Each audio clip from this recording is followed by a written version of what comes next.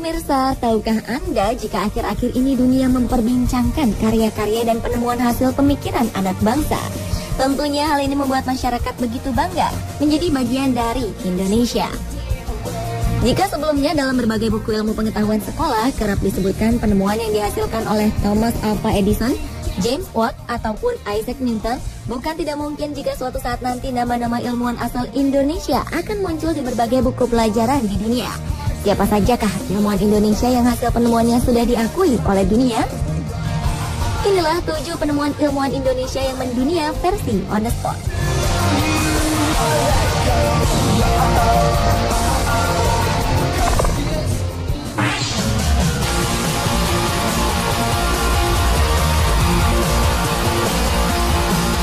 Nama Sediatmo mungkin masih asing di telinga masyarakat awam di masa sekarang. Ternyata dari pemikiran dan kecerdasan beliaulah, teknologi pemasangan fondasi yang kokoh di atas tanah labil banyak diterapkan di berbagai bangunan di seluruh dunia. Profesor Dr. Insinyur R.M. Sediatmo adalah putra asli Karanganyar, Jawa Tengah. Ia adalah tokoh insinyur sipil, sekaligus seorang cendekiawan, praktisi, ilmuwan, dan guru besar teknik sipil di Institut Teknologi Bandung.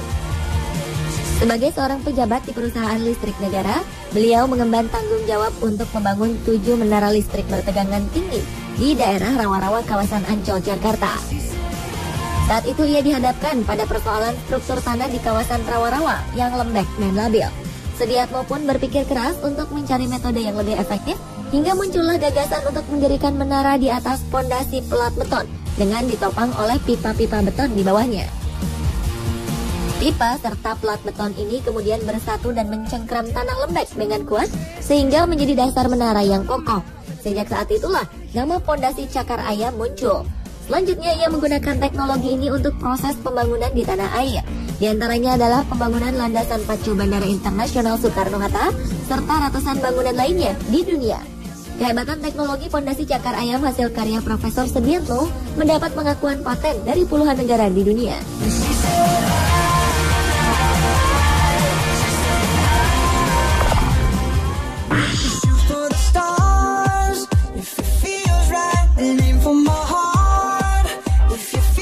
Sekitar 1980-an, Insinyur Cokorda Raka Sukawati menerima tantangan untuk membangun jalan layang di atas padatnya lalu lintas ibu kota Jakarta yang membentang antara Cawang hingga Tanjung Priok. Insinyur asal Bali ini mengajukan gagasan untuk membangun tiang tersebut sejajar dengan jalur di bawahnya. Barulah setelah tiang ini selesai didirikan, lengannya yang berbentuk huruf T akan diputar 90 derajat hingga melintang dan siap digunakan untuk menahan jalan beton di atasnya. Ia kemudian menggunakan sistem hidrolik sehingga lengan beton seberat 480 ton dapat diputar dengan mudah. Dengan efektivitas waktu pembuatan dan minimnya gangguan terhadap arus kehidupan jalan raya di bawahnya, teknologi ini menuai berbagai pujian dari seluruh kalangan pada waktu itu. Presiden Soeharto yang saat itu ikut menyaksikan kemudian memberikan nama Sosrobahu untuk metode yang diciptakan Cokorda Raka Sukawati ini. Sosrobahu sendiri merupakan nama salah satu tokoh sisipan dalam cerita Mahabharata. Hasil karya anak bangsa yang membanggakan ini kemudian digunakan untuk berbagai rancangan di dunia. Termasuk diantaranya adalah jembatan Seattle di Amerika Serikat, jalan layang metro Filipina, dan masih banyak lainnya. Temuan ini juga mendapatkan lisensi hak paten dari beberapa negara seperti Jepang, Malaysia, dan Filipina.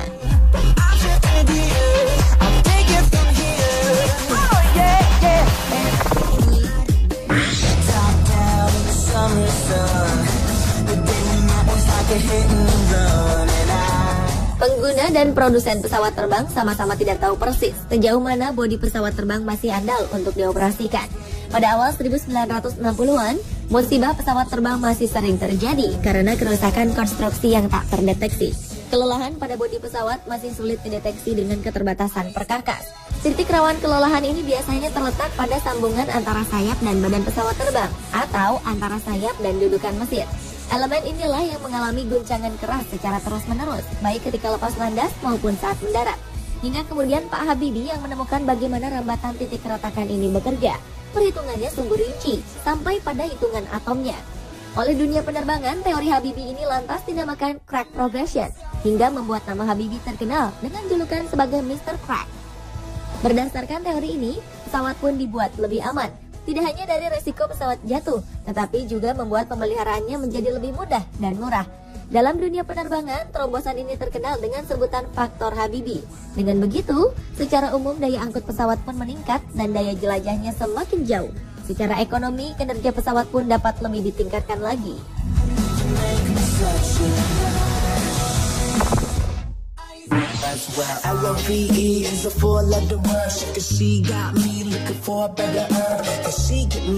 Seorang ahli cytogenetics asal Indonesia, Dr. Jo Hin Cho, menemukan fakta bahwa kromosom manusia berjumlah 46 buah. Melalui penelitian di laboratorium Institute of Genetics of Sweden's University of Lund, temuannya ini berhasil mematahkan keyakinan para ahli genetika bahwa jumlah kromosom adalah 48 buah. Ia berhasil menghitung jumlah kromosom dengan tepat setelah menyempurnakan teknik pemisahan kromosom manusia pada gelas preparat yang dikembangkan Dr. T.C. Chu di Texas University, Amerika Serikat pada 1961. Jika selama setengah abad lamanya dunia ilmu pengetahuan menerima informasi yang mengatakan bahwa jumlah kromosom manusia adalah 48, maka Jo Hin Cho menemukan fakta bahwa jumlah kromosom manusia sebenarnya adalah berjumlah 46 buah. Penemuan revolusioner ini tertuang dalam jurnal Hereditas Skandinavia pada 26 Januari 1956.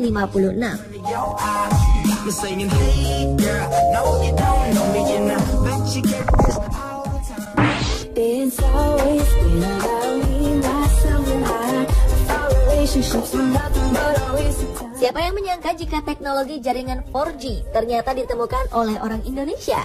Profesor Dr. Hoirul Anwar dari Kabupaten Kediri, Jawa Timur ini merupakan salah seorang ilmuwan yang cukup terkenal di Jepang. Ia merupakan lulusan Teknik Elektro Institut Teknologi Bandung pada tahun 2000 yang melanjutkan pendidikannya di Nara Institute of Science and Technology. Profesor muda kelahiran 1978 ini berhasil menemukan metode komunikasi yang lebih cepat dengan energi yang lebih sedikit dan kecepatan pengiriman data yang meningkat tajam. Penerapan metode ini mampu menjawab masalah telekomunikasi di kota besar yang memiliki banyak gedung pencakar langit maupun di daerah pegunungan. Sebab di daerah seperti ini, gelombang yang ditransmisikan mengalami pantulan dan delay lebih panjang. Temuan Profesor Hoirul Anwar ini menghasilkan penghargaan Best Paper untuk kategori Young Scientist pada Institute of Electrical and Electronics Engineers Vehicular Technology Conference pada bulan Mei 2010 di Taiwan. Hasil temuan yang telah ia patenkan pun kemudian digunakan oleh sebuah perusahaan elektronik besar asal Jepang dan Cina.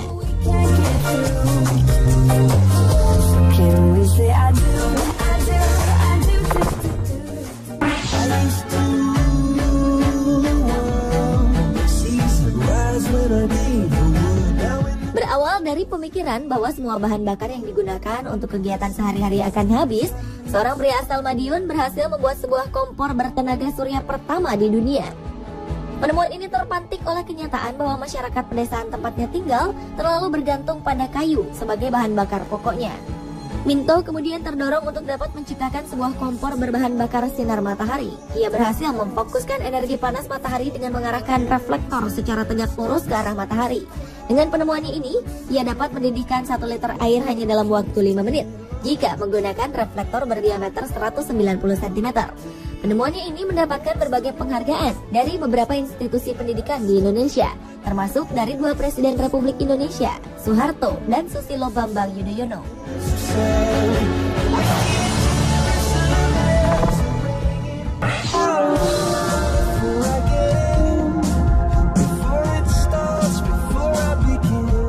Danny Hilman, doktor geologi yang pernah mengenyam pendidikan di Institut Teknologi Bandung dan California Institute of Technology ini merupakan pakar gempa. Keahliannya telah diakui oleh berbagai kalangan. Hidup di negara yang kaya akan potensi bencana gempa bumi, tsunami, dan letusan gunung berapi membuatnya begitu tertarik terhadap penelitian di bidang kebumian. Sejak 2000 lalu, Danny gencar melontarkan prediksi bahwa gempa besar berpotensi terjadi di pesisir barat Pulau Sumatera. Menurutnya, sejarah kegempaan dapat diketahui melalui penelitian terumbu karang yang tersebar di wilayah pesisir sebuah pulau.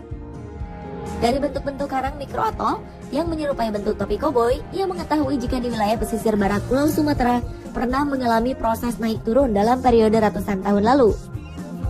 Dengan meneliti bentuk dan struktur lapisan karang ini, ia dapat mengetahui jika di Kepulauan Mentawai pernah dilanda gempa besar pada tahun 300 1360, dan 1610. Dari penelitiannya ini pula, ia memperkirakan jika dalam kurun waktu tertentu potensi gempa yang sama akan kembali terulang.